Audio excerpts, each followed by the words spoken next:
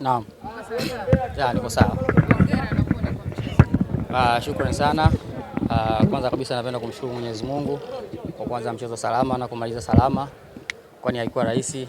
Kwa game walikuwa wanaitaka kwa kiasi kikubwa, kwa wamefanikiwa kupata magoli mawili, wamefanikiwa kuendelea kwa watu wanaofuata mbele. Hongera yao.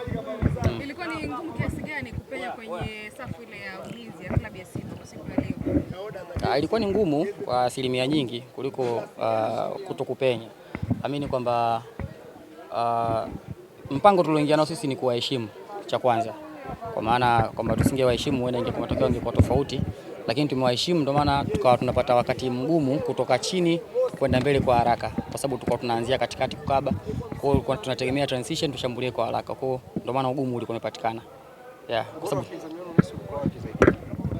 kwenye kucheza possession game walikuwa na possess sana mpira na tulikuwa tumewauzia mpira, kwa maana naamini kama tungefunguka ingekuwa tofauti, lakini ubora wao ulikuwa kwenye kucheza na kutumia nafasi.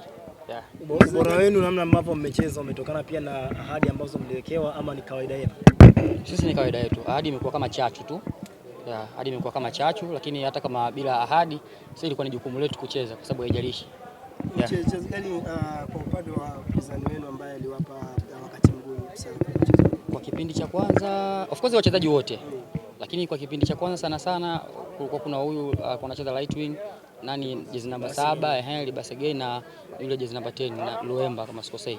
Wao ndio kidogo walikuwa wanachanganya sana rangi. Timu nyingine walikuwa wanacheza sana basic. Wao walikuwa wanafanya sana interchange, mobility nyingi nini. Walikuwa wanajaribu wao wamecheza follow nyingi sana kama ulikuwa umefuatilia. Kwa sababu tulikuwa tumeweka hiyo mid block, low block. Lakini wao ndio wanajaribu kufungua hizo pin code zetu.